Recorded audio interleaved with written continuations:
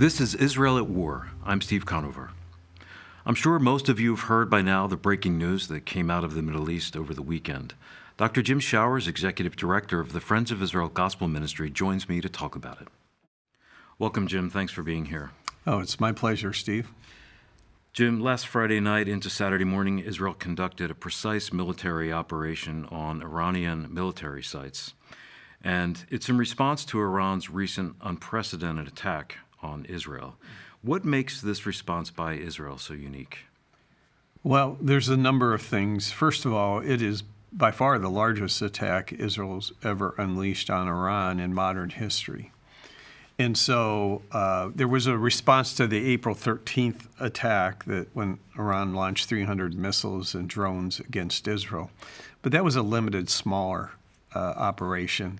It demonstrated that Israel could reach all the way to Iran and strike Iran. It destroyed some of the defensive systems around nuclear sites, but it was intended to be very limited. This was much broader. It involved more aircraft. It involved more sites that were hit. And so it was very well planned and executed by Israel, and that cannot be understated. Israel's been at war for over years, we know, and they've gained great experience in planning. But the fact that they have such great intelligence to even know where to strike, it proved Israel's military capability and the precise strikes on dozens of targets over a large area of 1,000 miles from Israel. That's amazing. And the fact that they did it without losing any aircraft is even more amazing. And so this operation, Steve, involved over 100 aircraft. And it was done in two major waves. It was designed to cause Iran major problems. And so the first they struck, if you follow how this unfolded, the first thing they struck was air defense batteries and radars in Syria and Iraq on their way to Iran. They wanted to take out any threats of attack or forewarning Iran of what was coming. And then they struck air defense systems in Iran, taking out several of the S-300 air defense systems that Russia had sold and set up for Iran. Several of those that they took out are protecting nuclear and oil sites. So what we see is that the second wave of attack then destroyed missile production sites where they produce rocket engines and they produce fuel for the ballistic missiles. These are key sites because they're bottlenecks in the Iranian weapons program. And so to destroy those sets the whole program back. You cannot continue manufacturing until you have those back online. And this is a huge blow to Iran. They were able to destroy 12 heavy mixers that they used to mix the solid fuel. Each of those is worth about $2 million. And according to some experts, it could take Iran years to rebuild and bring these back online. So in striking what they hit, in these military sites, they really are limiting now Iran's ability to strike Israel with ballistic missiles for a long time to come. They have an inventory of them, but once those are used up, they don't have more. And they can't produce more for the foreseeable future. It took about 25 days for Israel to respond, and I think that just begs the question, why did they wait so long? Was it because they were waiting for the THAAD system to come in from the United States to be up and running? Was it purely the strategy, or were there other reasons why they delayed that long? Well, the U.S. plays into the answer to why so long. Israel's dependent upon the United States for weapons and for ammunition, and we've been following the war for the last year in Israel. Israel's going through a lot of ammunition and needing to replace weapons and bring new ones online. And so because the United States is the number one country from which Israel gets those things, it needs to keep coordination of what it's doing with the U.S. And so Israel yielded to the pressure that was put on it by the U.S. not to strike nuclear sites. If you remember, first President Biden said no nuclear sites. You can strike the oil sites. And then a few days later, he even backed off the oil sites. So Israel will do always what it thinks is in its best interest nationally to defend itself. But within that, you have to factor in, on the one hand, the pressure that the U.S. can bring to bear against Israel, but also Israel's need to have a partner to help in its defense. And we've been reading how Israel's been going through stockpiles of ammunition in these two major wars with Hamas and Hezbollah. And so ammunition is really important to Israel continuing to defend itself. And so the delay in time actually gave Israel some things that weren't originally on the table, like the THAAD, you mentioned the THAAD missile defense system that the U.S. has now deployed in Israel. By delaying it, and I think that was probably part of what Israel got out of agreeing not to bomb at this time the nuclear and oil sites, was that the U.S. brought in its missile defense system that is very helpful against defending against ballistic missiles. And if you think about it, why would Israel want those when they already have Iron Dome and Arrow and David Sling systems? It's because it's a very effective system. And the last round of 200 ballistic missiles, some got through. So this is just another layer of defense that Israel now has available to it. And so the delay really didn't hurt Israel. In fact, we're reading there was a high level of coordination on the attack between the U.S. and Israel, so that Israel kept the U.S. in the loop so that they understood where the targets are, when the attack was going to come. That put the U.S. in the best position that if Iran had immediately responded with an attack, the U.S. could be helpful in defending against that, which they have been on the attacks both on April 13th and October 1st. This strategic hit on Iran will certainly impede Iran over the next few years, it seems. But was Israel correct in waiting to hit the oil fields and the nuclear sites? Well, in the context of the conditional support by the U.S., yes. To keep the U.S. support, I think it was a very good decision on Israel's part. But Israel's also fighting a war on other fronts. And so that has to factor in, particularly Gaza and Lebanon. So because it continues to need the support of the United States, particularly getting ammunition and weapons in order to continue the fight and replace what's been used, it's vitally important that Israel listen to the U.S. concerns, whether we agree with them or not. And we know that in this political season, we've been hearing various advice being given to Israel. But at the end of the day, Israel does what's best for Israel. And only they can determine, what's best for them. But, that does raise an interesting issue, which is the outcome of the U.S. elections, which are coming up next week. May have a lot to do with where this goes, and particularly what sites Israel might hit the next time if it needs to respond to an Iranian attack.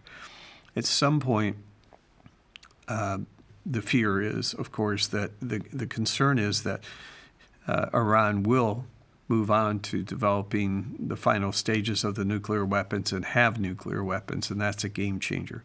Israel's committed not to letting that happen, but I believe if they were going to attack the nuclear sites, they would rather have the U.S. participating and helping them with that rather than doing it in opposition to the U.S. This operation in Iran, as well as the operation in Lebanon against Hezbollah, as well as Sinwar's death in Gaza, do these things work together to make Israel safer? Does it escalate the situation in the Middle East? Well, I think yes and yes. Israel's doing this to make Israel safer in the long run. In the short term, it exposes Israel. Israel's open to missile attacks and RPG attacks and other things. But I don't know that Israel has a choice. The war in Gaza began in response to we can never allow this to happen again. We can never be so vulnerable that Hamas could attack and murder and torture Israelis who are living at peace, who just want to live with their neighbors. And so that brought on the war in Gaza. But Hezbollah's response in support of Gaza was to begin firing missiles into the north, and it led to the evacuation of 80,000 Israelis for their homes, and for over a year they've not been able to return. So Israel dealt with the major conflict in Gaza, and now that their first objective, which was to defeat Hamas as a military unit, and make it impossible for them to reorganize this military unit, that has been accomplished. But Hamas hasn't gone away. They will continue to be a force to be reckoned with. They will become more of a guerrilla terrorist group instead of an organized military unit.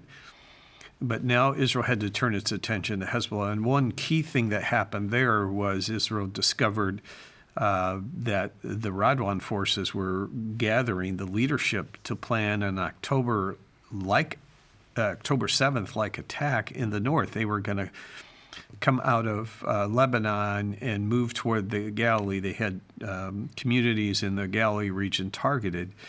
And so Israel had to move into Lebanon with their ground forces. Now, we know that Israel's been eliminating their leadership, and that's been a huge cost to Hezbollah.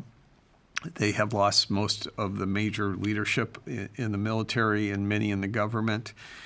That complicates things for them, but they're not ready to give up. They will continue fighting. In fact, we're watching them continuing to launch missiles, and that will continue probably until there's a ceasefire. What will bring this to an end is a ceasefire. But Israel's objective in Lebanon is different than Gaza. Israel is driving Hezbollah back beyond the Litani River. In the UN resolution 1701 called for that in the 2006 war with Lebanon. The agreement of the international community is that Hezbollah would not occupy an area that's about 10 miles between the Israeli border and the river. And that's important because the weapons that are hardest for Israel to intercept, like RPG rockets, that's their range. So if they're back beyond the river, they can't strike into Israel. Israel has to make those northern communities safe to live in for the residents to return to them. And so Israel's in the process of doing that now. What will be the final outcome as far as how do they preserve that 10-mile buffer zone is yet to be figured out. The UN's proven incapable of keeping Hezbollah out. The Lebanese army, likewise, has been incapable of or unwilling to stand up to Hezbollah. And it's easy for us to say they should stand up to them. It's a really hard price to pay because they are very serious fighters, and there's a lot of violence involved. So these are interesting days for Israel. I can't disagree with what they're doing because they're doing it for the protection of their own people. And what makes all of this so difficult, Steve, that people in the West don't really understand is it's not like you and I sitting down working out a disagreement between us where we can come to some mutual point where we agree to move forward. In Amos chapter 3, verse 3, it says, "Can two walk together unless they are agreed?" And Israel has continued to make concessions in order to get the hostages back, but Hamas keeps rejecting those concessions. Why? Well, Hamas wants to keep the hostages because that's the only real leverage they have right now with the international community to work the international community against Israel. And isn't it interesting? The demands always seem to be against Israel to concede. And yet Israel makes concessions, and it's still not good enough. The ultimate objective of Hamas and Hezbollah is an Israel without Jewish people. It's not just they want to be left alone in Gaza and in Lebanon to live in peace. If they wanted peace, they could have had it a long time ago with Israel. It's that they want to destroy Israel. They want to take back all the land that is modern Israel today, remove all Jewish people from the soil, and rename it Palestine. And when you have two parties where one will agree and the other won't, it's not possible to get an agreement. So unfortunately for the hostages, we pray for them all the time, and we desire to see them released. And news came out last evening that there's going to supposedly be a 2-day ceasefire that will free 4 hostages and prisoners, Palestinian prisoners from Israel, in exchange for the 4 hostages. But that still leaves over 100 in Israel. So I don't think this is going to be resolved soon as badly as we want to see it, particularly the parents and family and friends of these hostages. There is evidence that many of them are still alive. Israel knows this, but when Sinwar was killed, they collected information from him that was on his person, and one of the things they collected was notes he made about the hostages and how that they should keep them alive, which is good news, but never give them all back, lest they lose the advantage they have in having the hostages. It's something you said, it's chilling to think about a mindset that would say we have leverage with the international community if we have hostages, rather than that being the one thing that they would say, well, let's not do that because the international community would be against us and for Israel. Well, and the international community is very influenced by postmodernism, in which they're redefining right and wrong, good and evil. And so they rationalize Israel to be the colonizers who have taken the land away from the Arabs, and that's evil. And to them, good is the Palestinians, particularly the Gazans and those in the West Bank, who are seen as the victims of the colonization. Therefore, they justify what they do, even as brutal and unthinkable as it is, and they blame Israel for everything because they caused this problem by going back to the land. You and I understand that when you read the Bible, it's the opposite. Mm-hmm. God said that land belongs to them. And so they're in a land that God's given to them. And God says that will be theirs forever. Whether they possess it or not, it's their land forever. I find that historically, it's also interesting, once Israel took possession of land, there's never been another nation in the land. There have been foreign people in the land for most of the history, but never another nation.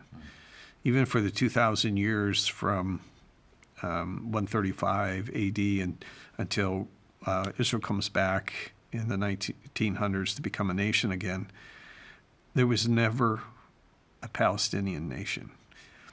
And that's been documented over and over again. There is nothing in the historical record of a Palestinian nation, nor did any of the other people groups who controlled the land ever try to make it a nation. It was always occupied and controlled by foreigners. This is what the Bible talks about the time of the Gentiles. And the stampeding of Jerusalem is what we have witnessed throughout history. But the only people who've ever been a nation is Israel.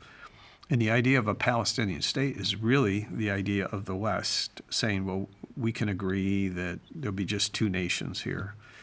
But the people that have accepted that is Israel, which is pretty amazing because they have a title deed from God to the whole land. They were willing to do that to get peace. It shows you how strongly they desire peace and to live peaceably.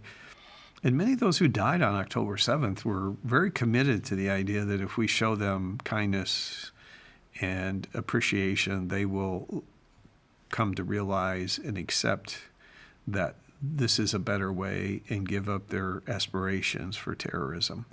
And it played out just the opposite.